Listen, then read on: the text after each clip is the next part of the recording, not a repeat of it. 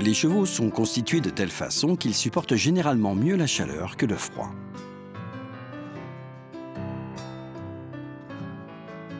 En été, les poils qui protègent la peau du soleil sont assez fins et ne mesurent pas plus de 2 cm. La peau profite ainsi de la fraîcheur de l'air et des brises légères.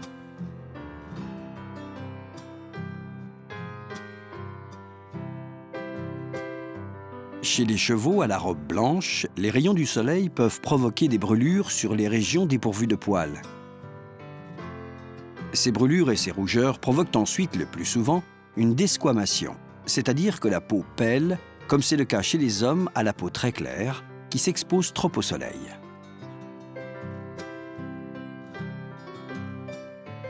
Ce phénomène est certes dû au manque de protection de la peau, mais n'influe pas sur la capacité du cheval à supporter la chaleur.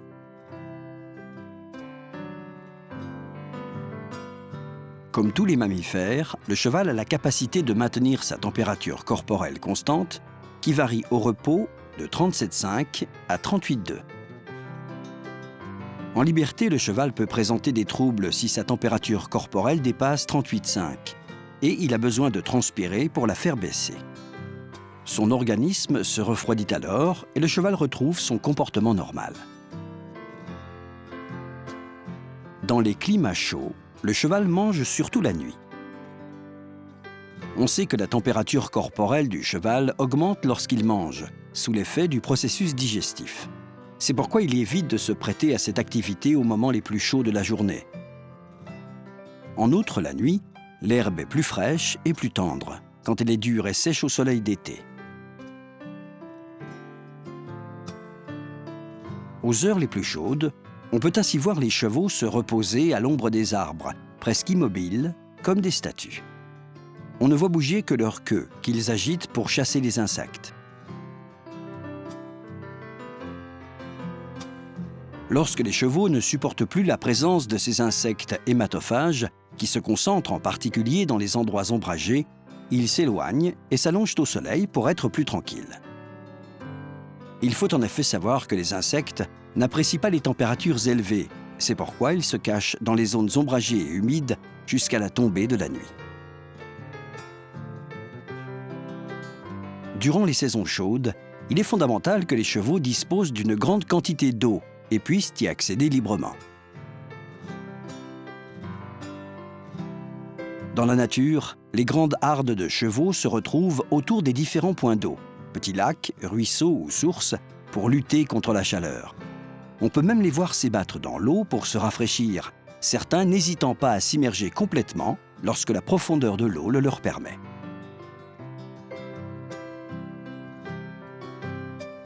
Mais en ce qui concerne les activités sportives et de travail, la forte chaleur n'est pas la meilleure amie du cheval. Les chevaux qui ne s'hydratent pas suffisamment peuvent en effet voir leur température s'élever anormalement et subir ce que l'on appelle un coup de chaleur, qui peut être parfois très grave. Et lorsque la température élevée coïncide avec un fort degré d'humidité, le risque est encore plus grand que dans un environnement chaud et sec. Comme l'effort et l'exercice augmentent sa température corporelle, les mécanismes de régulation agissent pour faire transpirer le cheval et refroidir ainsi son organisme. Mais la transpiration fait aussi perdre au cheval une quantité importante d'électrolytes et de sels minéraux, pourtant nécessaires au bon fonctionnement de son organisme. Le sodium et le potassium, par exemple, sont indispensables au système cardiaque et musculaire. Les symptômes d'un coup de chaleur sont les suivants: des crampes, une augmentation des fréquences cardiaques et respiratoires, parfois même jusqu'à l'asphyxie, une augmentation de la pression sanguine ainsi que de la température corporelle. Dans les cas les plus sérieux, le cheval refuse de boire de l'eau et la réhydratation n'est plus possible que par l'administration de plusieurs litres de sérum physiologique sous le contrôle d'un vétérinaire.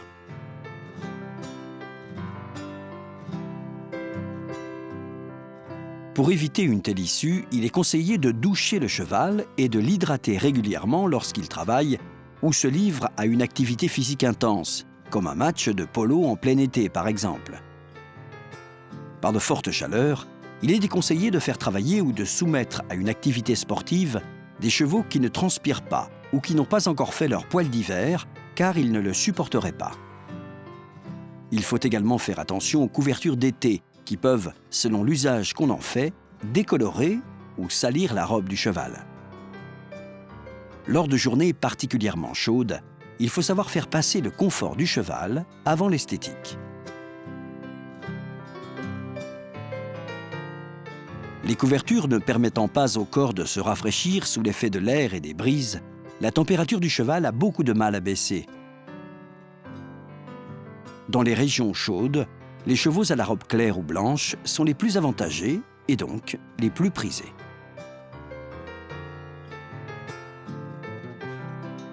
C'est pourquoi il est conseillé de privilégier en priorité ce type de robe. Ce n'est pas la chaleur qui peut être fatale aux chevaux, mais l'effort auquel on les soumet lorsqu'il fait très chaud. Les chevaux font preuve d'une résistance à toute épreuve, mais il y a des limites à ne pas franchir. Nous sommes les seuls et uniques responsables des éventuelles complications causées par une trop forte exposition à des températures élevées. Il faut en être conscient pour éviter le pire à nos chevaux.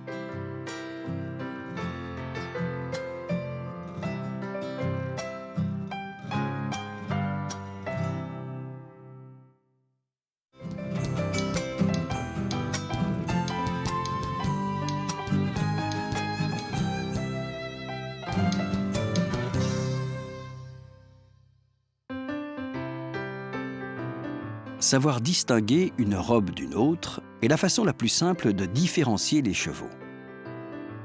Cependant, lorsqu'on s'intéresse aux robes dans leurs détails, on se rend compte que la classification reste très complexe et que les nuances sont légion. La couleur du pelage d'un cheval est souvent le résultat de la décoloration ou de l'obscurcissement de la robe de base. On peut donc dire que la robe souris, qui appartient à la famille génétique du bai, est l'équivalent d'une robe Isabelle qui se serait obscurcie, virant au gris. D'un point de vue génétique, les chevaux souris sont des noirs dont le poil a été dilué par le gène dun, le gène sauvage. La robe souris consiste donc en des poils gris ardoise à gris cendré, semblables à ceux d'une souris, d'où le nom. Le souris se distingue donc aussi bien des robes qui peuvent s'éclaircir avec l'apparition de poils blancs, comme les gris et les rouans, que des robes qui peuvent foncer, comme l'Isabelle et le bai.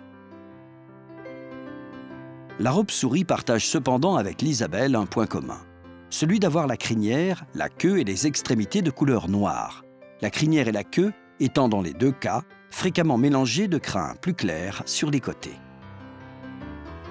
Mais chez le souris, le contour des oreilles est également noir et la robe présente des marques primitives comme des zébrures sur les membres et parfois même sur l'encolure et le garrot. Les parties noires de la crinière et de la queue se rejoignent grâce à la fameuse raie de mulet, caractéristique des chevaux souris, qui parcourt toute la ligne de dessus. Cette ligne dorsale est une particularité des ânes et des mulets, ce qui explique l'origine de son nom. La queue et la crinière se composent donc de deux nuances, au centre et sur les côtés, allant parfois jusqu'à être bicolores, avec des crins noirs et blancs. Lorsque le pelage gris cendré est très sombre, on parle de robe souris foncée, et il est alors difficile de la distinguer des autres robes, car elle paraît unie et peut parfois être confondue avec un Isabelle foncé ou un gris. En effet, la mélanine noire, le pigment de base, assombrit le pelage et ne laisse que quelques zones qui rappellent la robe souris, notamment le ventre et le bout du nez. On parle au contraire de robe souris claire lorsque le pelage gris cendré est très clair. Dans certains pays, on compare cette nuance de robe à la couleur d'une palombe qui présente en effet une teinte similaire à celle d'un cheval souris clair. Lorsque la particularité du rouannage s'ajoute à une robe déjà sombre, on obtient un mélange de poils blancs qui se confondent plus ou moins avec la robe de base. Si la nuance est foncée, on obtient une robe souris rouan foncé. Si au contraire la nuance est claire, il s'agit alors d'un souris rouan clair. On peut néanmoins observer sur les robes de ces chevaux la présence de touffes de poils blancs dont la quantité est variable et qui donnent au pelage une nuance différente selon le cas, pouvant se confondre parfois aussi bien avec une robe blanche qu'avec une robe grise tourdille. Il est cependant toujours possible de distinguer parmi toutes ces nuances une véritable robe souris, grâce aux extrémités notamment. En effet, si le corps est gris, la crinière et l'extrémité des membres conservent cette couleur noire qui caractérise les chevaux souris. Les chevaux gris ne peuvent en effet pas être confondus avec des chevaux souris, puisqu'ils ont des poils blancs qui apparaissent progressivement sur tout le corps, y compris sur la tête et les extrémités, faisant grisonner leurs robes. Comme on le voit régulièrement dans ce chapitre sur les robes, chacune d'entre elles présente des variétés et des nuances qui peuvent prêter à confusion. Mieux vaut donc avoir à disposition le maximum d'informations pour que leur classification ne soit plus un casse-tête.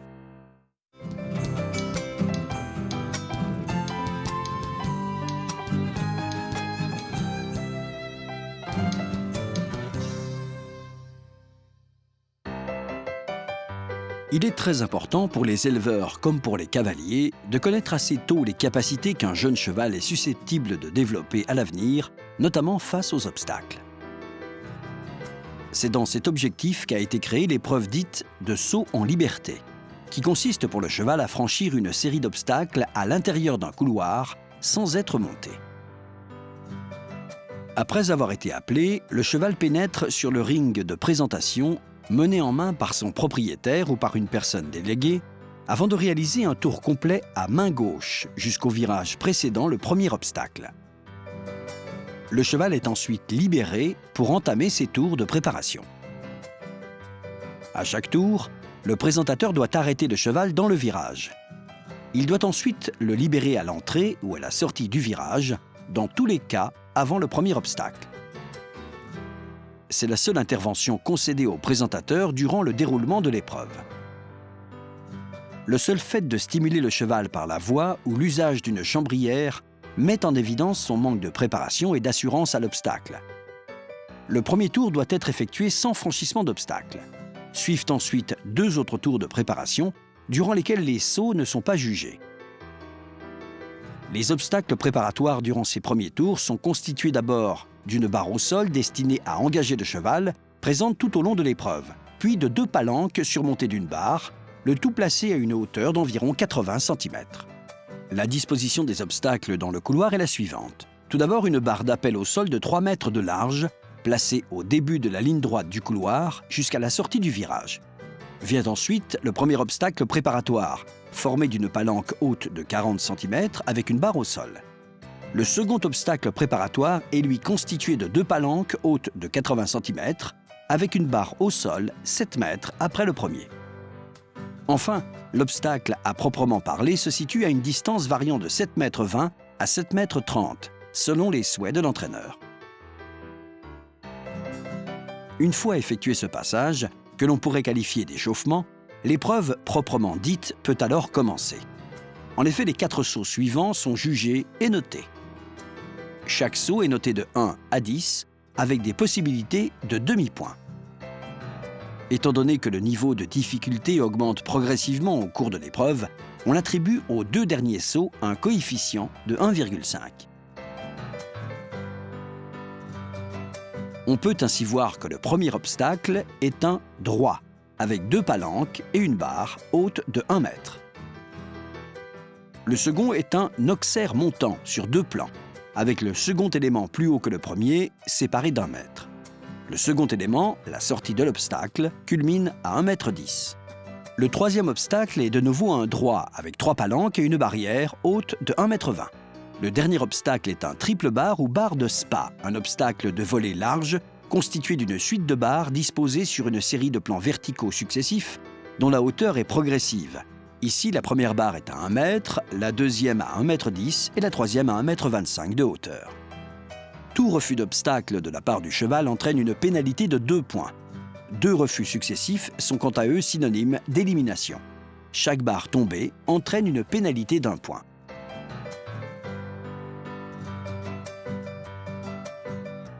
C'est au juge que revient la responsabilité d'éliminer un cheval qu'il estime insuffisamment préparé au franchissement des obstacles. Seuls les juges et les délégués ont le droit d'être présents sur le ring de présentation. Dans l'approche des obstacles, comme lors de l'exécution des sauts, le cheval doit faire preuve de sérénité, de souplesse et d'équilibre. Il doit démontrer un style de saut correct, où sa technique et sa puissance se mêlent pour décrire une trajectoire arrondie et centrée sur l'obstacle. Idéalement, la battue d'appel et la réception doivent se trouver à équidistance du centre de l'obstacle.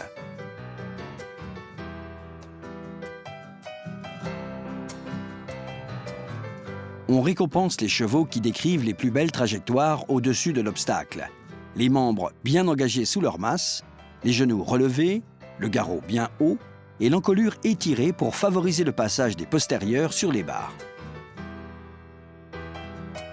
Cette épreuve de saut en liberté permet aux propriétaires, aux entraîneurs ainsi qu'aux cavaliers d'évaluer l'attitude de ces jeunes chevaux et de détecter, voire d'anticiper leurs futures capacités.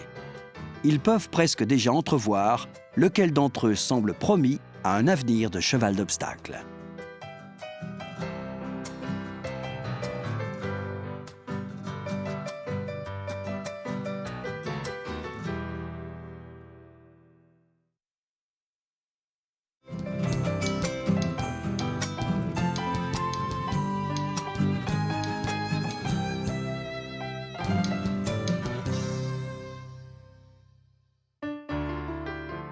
Disposer d'une trousse de premier secours ne veut pas forcément dire avoir une pharmacie vétérinaire complète chez soi, loin de là.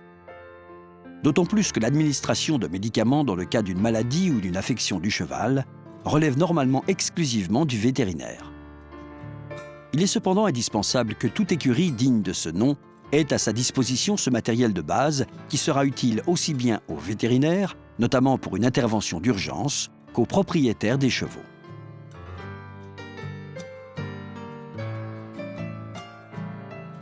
Commençons par le thermomètre, qui permet d'informer le vétérinaire d'une éventuelle fièvre du cheval. Rappelons à ce propos que la température normale d'un cheval adulte se situe entre 37,5 et 38,2. La fréquence respiratoire normale du cheval varie de 7 à 15 respirations par minute. Si elle dépasse ce rythme au repos, il est possible que le cheval souffre de douleurs, voire d'une affection. Cela peut aussi expliquer un éventuel manque d'appétit. Les plaies et les coupures sont les lésions les plus communes. Il faut pour cela toujours avoir à portée de main un savon neutre afin de nettoyer et de bien désinfecter la blessure, ainsi qu'une brosse douce, comme un bouchon à poil souple par exemple. Le coton hydrophile est également indispensable, aussi bien pour essuyer le sang des blessures que pour appliquer une crème ou une solution liquide. L'eau oxygénée permet de stopper la prolifération des bactéries du tétanos. Elle est particulièrement recommandée pour les blessures profondes. Le vaccin contre le tétanos, à raison d'1 fois par an, est lui aussi très efficace.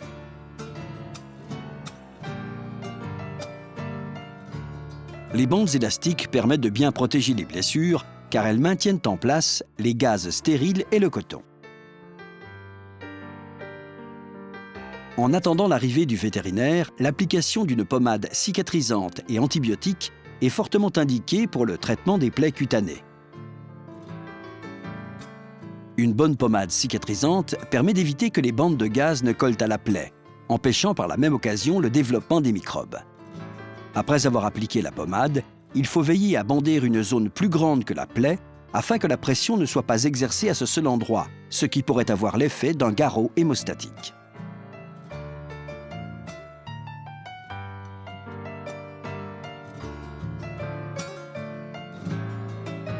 Enfin, pour prévenir toute hémorragie, il est recommandé d'avoir à disposition un coagulant injectable. Les blessures et les plaies au niveau du sabot sont elles aussi assez courantes. Le cure-pied est très utile pour nettoyer et retirer les corps étrangers qui se logent sous les sabots. Pour les fissures des sabots, il est conseillé d'utiliser une pince à parer pour couper les parties de cornes qui se détachent de la muraille et qui gênent le cheval.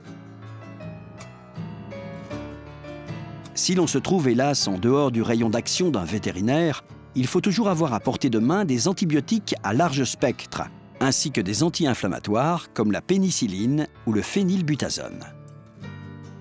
La première sert à contrôler les infections, le second à réduire les inflammations. La pénicilline doit normalement être conservée au frais, surtout s'il s'agit d'une solution. Aujourd'hui, la pénicilline est vendue sous forme de poudre, ce qui permet de la conserver plus longtemps. Pour le traitement des coliques, il est conseillé de recourir à des analgésiques pour réduire la douleur, à des myorelaxants pour décontracter les muscles, ainsi que le système digestif, et enfin à de la vaseline pour faciliter le transit. Il est judicieux aussi d'avoir sous la main une quantité suffisante de solutions physiologiques. Les vétérinaires en utilisent fréquemment pour hydrater les chevaux ou leur administrer des médicaments. Il faut donc avoir des seringues mono-usage de toutes les tailles, ainsi que des aiguilles, elles aussi de dimensions variables. Un bon vermifuge pour chevaux se révèle quant à lui toujours utile. Les anti-inflammatoires stéroïdiens sont très efficaces contre les coups et les contusions sans plaies cutanées.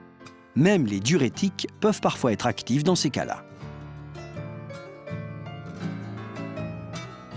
Enfin, l'iode et l'ammoniac sont des antiseptiques très puissants pour désinfecter les plaies et lutter contre les champignons et leur prolifération.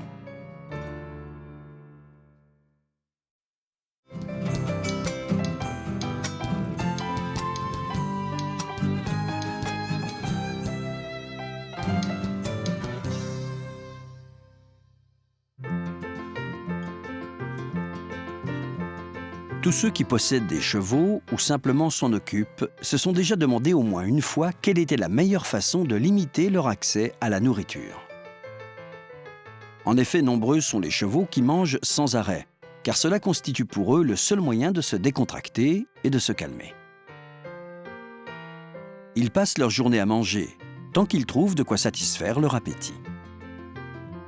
Cette mauvaise habitude ne facilite pas le suivi de leur état physique, car ils sont souvent en surpoids et il est difficile de contrôler la quantité et la qualité des aliments qu'ils ingèrent. De plus, un cheval en surpoids est davantage exposé aux problèmes de santé et aux douleurs, qui peuvent se transformer en fourbure ou en syndrome naviculaire.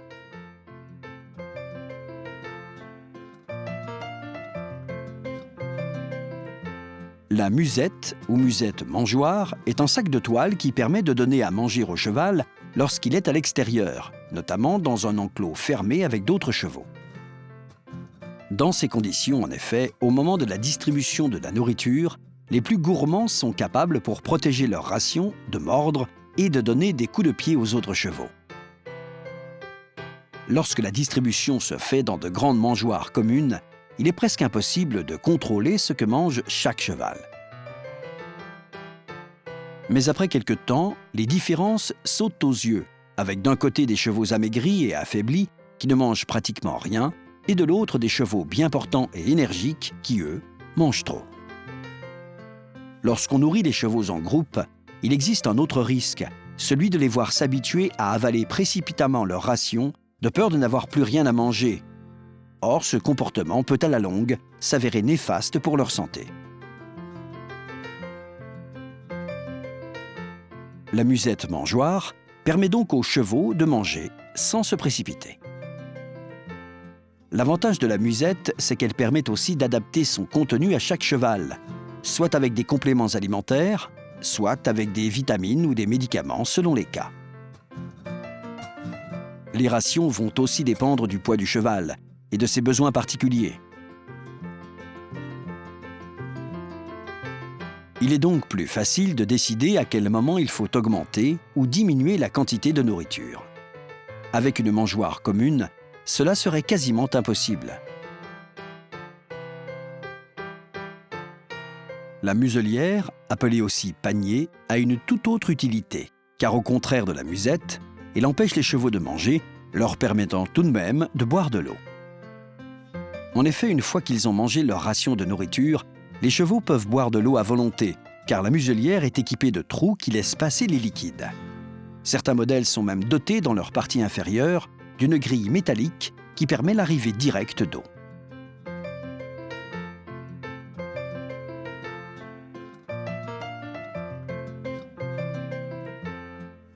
En général, les chevaux passent la journée entière avec la muselière fixée au licol, après avoir mangé leur ration de nourriture. Ce système empêche donc les chevaux de manger tout et n'importe quoi, comme par exemple la paille de la litière du box, ou bien encore leurs propres excréments ou ceux des autres chevaux.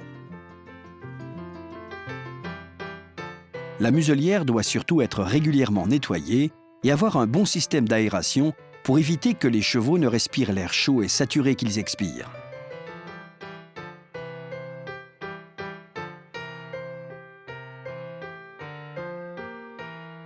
La bavette, elle, empêche les chevaux de mordre ou de déchirer les couvertures placées sur leur dos, en hiver comme en été. Certains chevaux, en effet, ne supportent pas le contact des couvertures qui les gênent et les met mal à l'aise.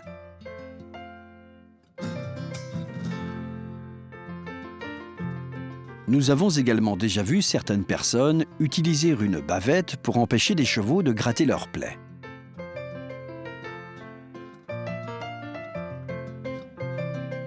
En général, dans ces cas-là, il est préférable d'avoir recours à un collier de bois. Placé sur l'encolure, il empêche le cheval de fléchir cette dernière et donc d'atteindre la zone qui le démange. Le collier de bois est bien plus efficace que la bavette, car cette dernière frotte sur la plaie et fait souvent se détacher la croûte en train de cicatriser.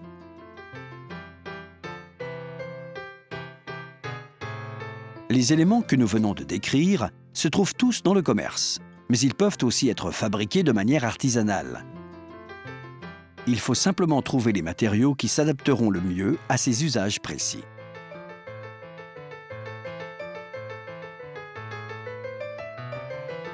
Avec un peu d'ingéniosité et d'habileté, on peut par exemple transformer un sac de graines en toile en une musette tout à fait fonctionnelle. Il n'est donc pas toujours nécessaire d'acheter du matériel neuf ou de marque. L'important est d'offrir au cheval l'équipement adapté à son mode de vie, et ce, en toutes circonstances.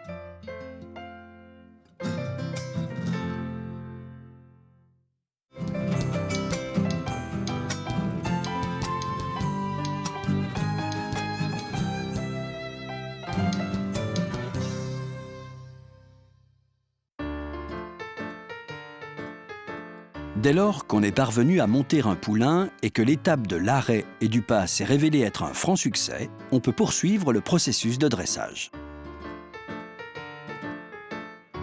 Le rôle des mains sera de retenir et de faire ralentir le cheval, en agissant sur l'embouchure. Les jambes, elles, devront pousser et stimuler le cheval à aller de l'avant, jouant le rôle d'un accélérateur. Avec de jeunes chevaux, les choses ne sont pas toujours aussi simples qu'on pourrait le penser, car si la main du cavalier est dure, le cheval se bloque. Et si l'action des jambes est excessive ou trop brutale, elle peut provoquer chez le cheval des réactions indésirables.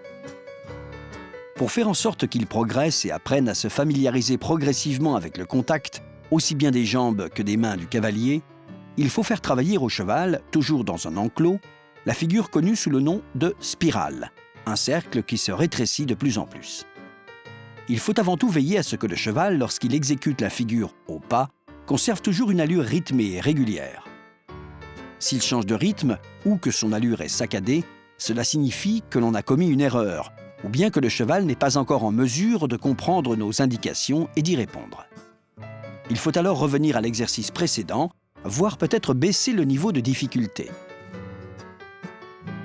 Pour commencer à réduire le cercle, depuis le bord vers le centre de l'enclos, il faut exercer un contact léger sur la bouche du cheval avec la rêne intérieure qui se trouve du côté où l'on veut tourner, tandis qu'on fera pression avec la jambe du côté opposé, c'est-à-dire la jambe extérieure.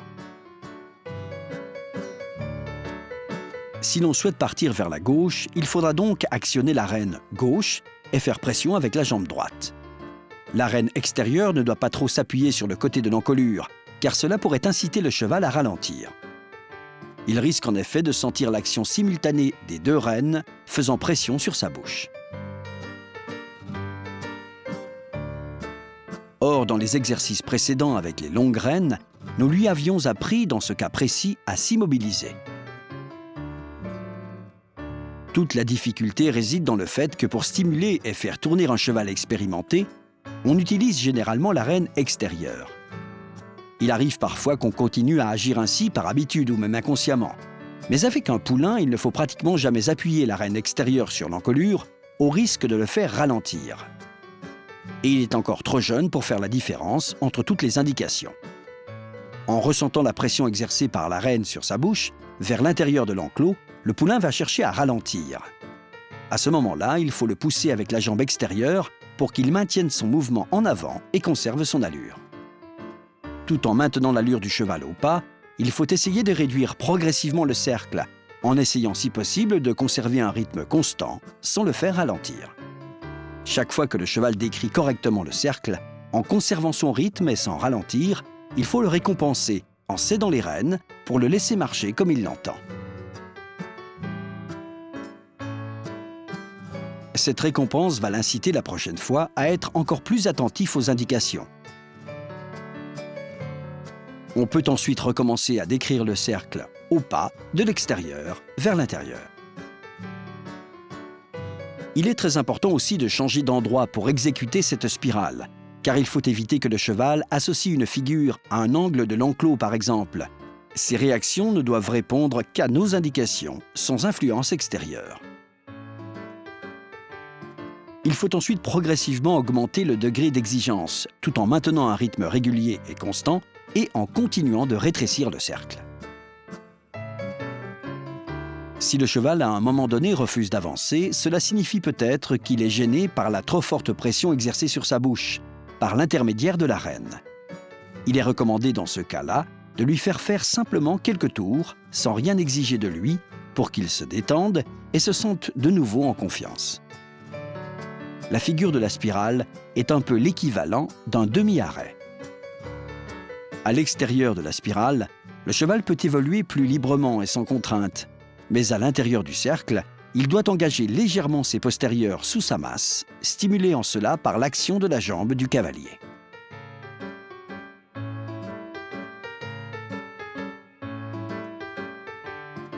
Les réactions du cheval peuvent être différentes selon que l'on travaille sur son côté droit ou gauche. Il est conseillé de travailler davantage sur le côté où le cheval semble le plus en difficulté. Il n'est toutefois pas recommandé d'insister trop lourdement avec le même exercice, ce qui pourrait vite ennuyer le cheval. Il faut songer à changer de temps en temps les indications transmises au cheval, en revenant pourquoi pas à des exercices et à des techniques déjà enseignées, lui permettant ainsi en quelque sorte de réviser ses gammes. Si l'on sent en revanche une certaine tension chez le cheval, on peut reprendre la rêne intérieure et lui faire exécuter un petit cercle en le contrôlant et en l'obligeant à ralentir. Cette technique se révèle être bien moins brutale que celle qui consiste à tirer simultanément sur les deux rênes. La figure de la spirale est un exercice qui peut se prêter à toutes les allures au cours du dressage. Le plus important est de veiller à ce que le cheval maintienne constant son rythme et sa cadence, et qu'il ne ralentisse pas sous l'effet d'une main trop dure sur sa bouche ou d'une action de la jambe trop discrète. Si le jeune cheval réalise correctement cet exercice, tous les espoirs sont permis.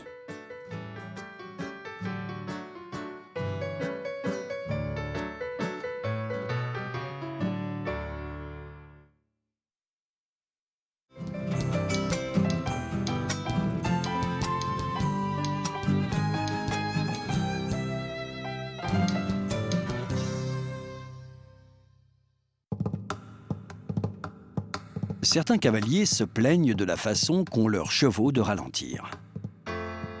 Il est vrai qu'un cheval qui s'arrête sur les épaules, autrement dit en reportant tout son poids sur ses antérieurs, peut gêner même le meilleur des cavaliers, sans compter que cela peut, dans le temps, abîmer les articulations des membres antérieurs et provoquer des lésions. En liberté, le cheval se déplace comme bon lui semble. Si l'on observe un cheval galoper en liberté, on remarque très vite qu'il ralentit en engageant son arrière-main sous son corps, afin que la puissance des muscles postérieurs contienne l'inertie de sa masse corporelle, tout en amortissant le mouvement pour préserver ses articulations.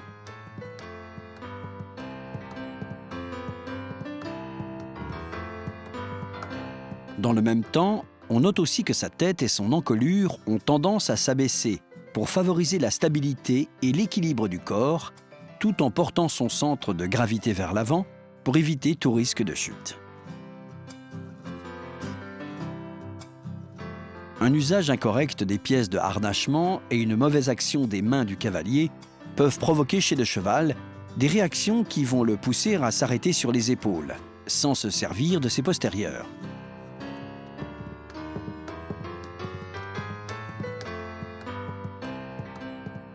Les mors avec un pont central et une gourmette trop longue battent sur le palais et poussent le cheval à porter sa tête vers le haut et à creuser son dos, l'obligeant à s'arrêter sur ses épaules.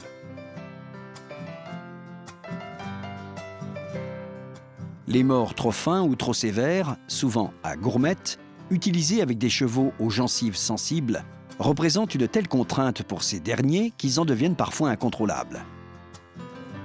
La main inexpérimentée d'un cavalier qui tire les rênes vers le haut, au lieu de les tirer vers lui, incite le cheval à relever sa tête et son encolure.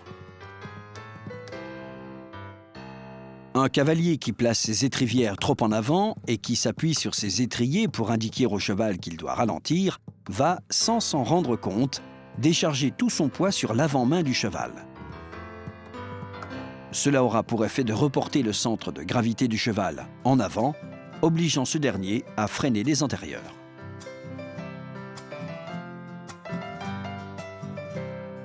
Enfin, l'usage de fer avec des crampons fixés dans les mortaises offre certes au cheval une meilleure adhérence au sol, mais l'empêche dans le même temps d'amortir son mouvement lorsqu'il ralentit, puisque les crampons ne permettent pas au postérieur du cheval de s'engager sous sa masse.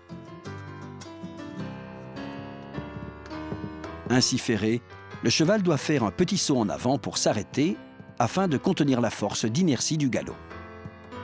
Avant d'envisager quoi que ce soit, il est donc nécessaire de corriger tous ces défauts qui poussent le cheval à ralentir de manière incorrecte. Aux cavaliers qui ont tendance à trop lever les mains et les rênes, il est par exemple conseillé d'utiliser une martingale qui garantit le maintien des rênes à bonne hauteur. En ce qui concerne par contre les morts trop sévères, il est naturellement recommandé de les remplacer par des morts plus doux. Si le pont central du mors est trop haut, il faut ajuster la gourmette pour éviter qu'elle ne se soulève. On peut aussi choisir un mors sans pont. Lorsqu'on veut faire ralentir le cheval, il faut penser à soulever légèrement les genoux pour éviter d'exercer tout notre poids sur les étriers. On peut ainsi rester correctement assis en selle et faire en sorte pour ralentir de reporter le centre de gravité du cheval en arrière, sur ses postérieurs, pour l'obliger à les utiliser davantage.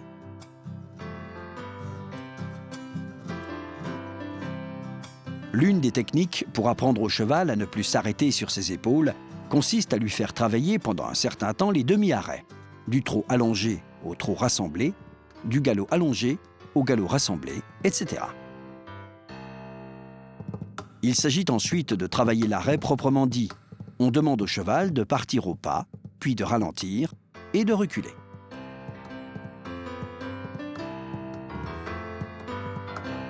L'idée est de faire exécuter au cheval un mouvement résultant de deux indications simultanées, l'arrêt et le reculer, qui doivent se transformer progressivement en une seule et même indication, l'arrêt-reculé.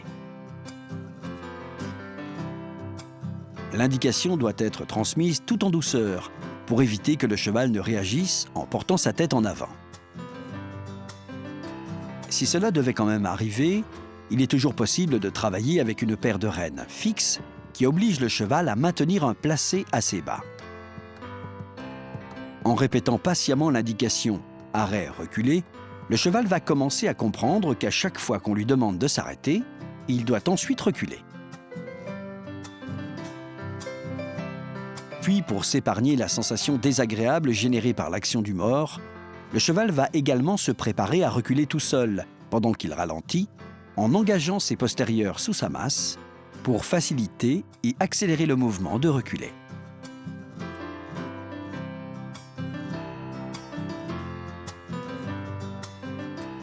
À force de répétition, on se rend compte que le cheval intègre assez rapidement la manœuvre.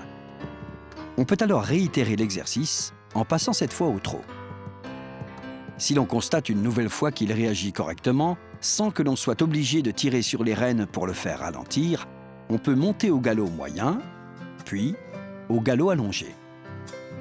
Il faut donc faire preuve à la fois de persévérance et de patience pour apprendre au cheval à ne plus s'arrêter sur ses épaules. À l'avenir, seul un petit signe suffira même à le faire ralentir correctement, c'est-à-dire en sollicitant davantage son arrière-main. Le cheval reporte son poids sur ses hanches et engage ses postérieurs sous lui. N'était-ce pas là l'objectif initial ?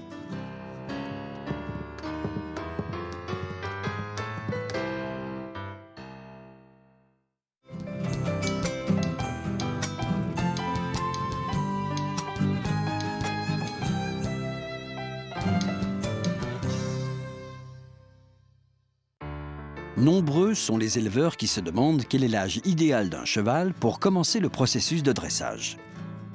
Il faut d'abord tenir compte d'une réalité économique. Plus le cheval est appelé à rester dans l'élevage, plus cela demande du temps, des soins et de l'argent, et ce jusqu'au jour où il fera enfin son entrée dans le monde de la compétition. Mais si l'on débute le dressage et l'entraînement alors que les chevaux sont encore trop jeunes, on se trouve confronté à une certaine fragilité physique des poulains, dont le développement n'est pas tout à fait achevé. Il est toutefois impossible de parler de croissance en termes absolus, car certains chevaux terminent leur développement à un âge donné, quand d'autres sont encore en pleine croissance.